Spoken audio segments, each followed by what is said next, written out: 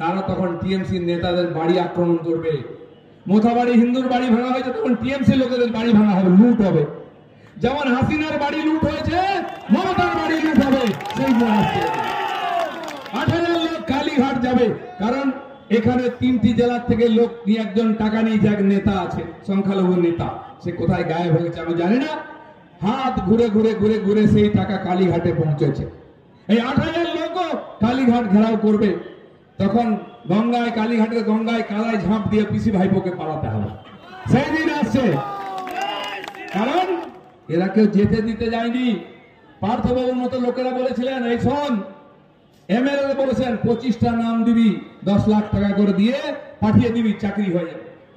তারা খুব চালাকি করেছেন, 25-এর জায়গায় 30টা নাম দিয়েছেন, 25টা পাঠিয়েছেন। 10 লাখের জায়গায় 15 লাখ নিয়েছেন, নিজের কাছে 5 লাখ রেখে নিয়েছেন। 2.5 কোটি টাকা পাচ্ছেন পার্থবাবু, আর 1.25 কোটি টাকা পাচ্ছেন যে নেতা, যে এমএলএ কালেকশন করছেন। সবাই লুট করেছে, কোন এমএলএ এমপি বাদ নয়, কোন লোকাল নেতা বাদ নয়, সবাই ভাগ পেয়েছেন, প্রসাদ পেয়েছেন। তো প্রসাদ যখন খেয়েছেন, তাহলে খাড়ার ঘাও খেতে হবে, সেই বলি দেওয়ার দিন আসছে। বন্ধুগণ, সিপিএমরা শুরু করেছিল হিন্দুদের সমস্ত উৎসবকে সম্প্রীতির উৎসব করেছে। দুর্গা পূজাকে দুর্গোৎসব করে দিয়েছিল। কেন? কি অপরাধ করেছে হিন্দুরা? আমরা নিষ্ঠার সঙ্গে উপবাস করে, শ্রদ্ধার সঙ্গে পুজো করি, উপবাস করি, মায়েরা উপবাস করে, তাকে সম্প্রীতির কেন করে দিচ্ছ? দুর্গা পূজা সম্প্রীতির, কালী পুজো সম্প্রীতির, বিজয়া সম্প্রীতির, দীপাবলি সম্প্রীতির, এখন রামনবমীকে সম্প্রীতি করা হচ্ছে। এই পাগলামিতে হিন্দুরা যেন পা না দেয়। অনেক শয়তান বদমাস আছে, আমাদেরকে বোকা বানিয়ে রেখেছে। দেশ ভাগ হয়েছে, হিন্দু আর এখানে উদ্বাস্তু হয়েছে, আর কেউ হয়নি, তাই আবার ভাগ করার চক্রান্ত চলছে। আবার গান গাওয়া হচ্ছে, একই বৃন্তে দুটি কুসুম, হিন্দু মুসলমান, মুসলিম তার নয়নমণি, হিন্দু তাহার প্রাণ, তারপরেও হিন্দুস্তান আর পাকিস্তান। কেন হিন্দুস্তান পাকিস্তান?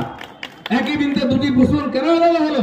তোমরাই তো গান গিয়েছিলে, গান্ধীজি থেকে আর রাহুল গান্ধী পর্যন্ত সেই গল্প চলছে। কমিউনিস্ট, সোশ্যালিস্ট, টিএমসি সবাই হিন্দুকে বোকা বানাচ্ছে, টুপি পরাচ্ছে। এদের চালাকিতে পা দেবেন না। রামনবমী ও সম্প্রীতির উৎসব নয়, হিন্দুদের উৎসব। আমাদের রাষ্ট্রপুরুষ, আমাদের মর্যাদা পুরুষোত্তম রামের জন্মতিথি। কেউ যদি তাকে পূর্বপুরুষ মনে করে, ওয়েলকাম। জল খাওয়াতে হবে না, মিষ্টি খেতে হবে না, লাইনে লেগে যাও, জয় শ্রীরাম বলো, তাহলেই হবে। হিন্দুর বাড়ি লুট করে নিয়ে গিয়ে মিষ্টি কিনে নিয়ে এসে খাইয়ে সম্প্রীতি করতে দেবো না।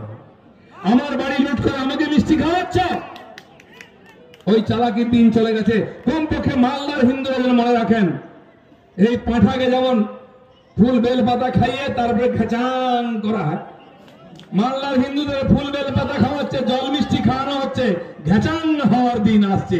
খবরদার ভুলে পা দেবেন না। আমি দিলীপ ঘোষ এই কথাটা বলতে এসেছি।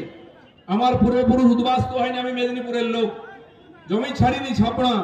যারা একবার উপর বাংলা থেকে এসেছেন তারাও যাবেন, যারা যাননি তারাও যাবেন।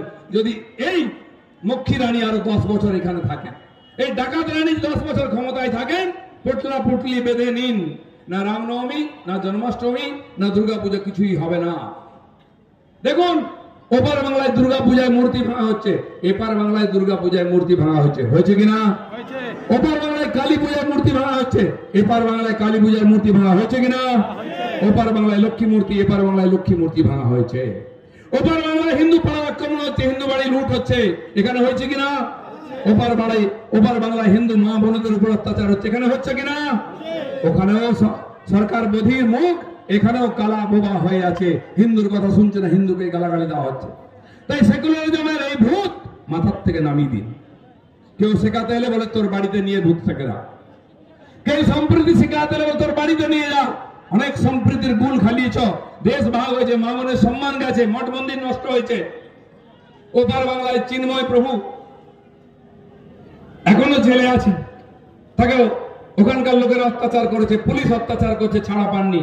আর এপার বাংলায় হিরণময় প্রভুকে ঘাটালে অত্যাচার করেছে, ঘাড়ে মারা হয়েছে, তিনি হসপিটালে ছিলেন, ছাড়া পেয়েছেন, সরকার সিকিউরিটি দেয়নি। তিনি আজকে আমাদের এই জেলার রতুয়াতে ভাগবত পাঠ করেছেন, আবার শুরু করে দিয়েছেন তিনি। সন্ন্যাসীদের ভয় দেখিয়ে পিছিয়ে দেওয়া যাবে না। যেমন স্বাধীনতা আন্দোলনেতে সমাজের সমস্ত স্তরের লোকেরা নেমেছিলেন, সন্ন্যাসীরা বিদ্রোহ করেছিলেন, আদিবাসী বনবাসী এসসি এসটিরা আন্দোলন করেছিলেন, চুয়াড় বিদ্রোহ নাম দিয়েছিল ব্রিটিশরা। শিক্ষিত অশিক্ষিত সবাই আন্দোলন করেছিল। আজকেও বাংলায় যে হিন্দু জাগরণ চলছে, সেখানে আমাদের মতো রাজনৈতিক কর্মী থেকে আরম্ভ করে আদিবাসী থেকে আরম্ভ করে সাধু সন্ন্যাসী সবাই এগিয়ে আসছেন। দেখুন আমাদের কথা শুনে মহারাজ নন্দী চলে আসছেন। শিবের বাহন মহাদেব তার নন্দীকে পাঠিয়ে দিয়েছেন আপনাদের সঙ্গে, ভয় পাবেন না। তাই বন্ধুগণ, আজ আমরা রাস্তায় নেমেছি, এখানকার এই দুর্নীতি যার কারণ হচ্ছে এই 26,000 শিক্ষকের চাকরি যাওয়া। এখন হাজার হাজার শিক্ষক 4 বছর 5 বছর কলকাতার রাজপথের ধারে বসে বসে ধর্ণা দিচ্ছেন, তাদের ভবিষ্যৎ অন্ধকার হয়ে যাচ্ছে। যে টিচাররা আজকে স্কুলে বসে টিচার স্টুডেন্টদের পড়াবার কথা ছিল, তারা রোদ্রে বসে ধর্ণা দিচ্ছেন।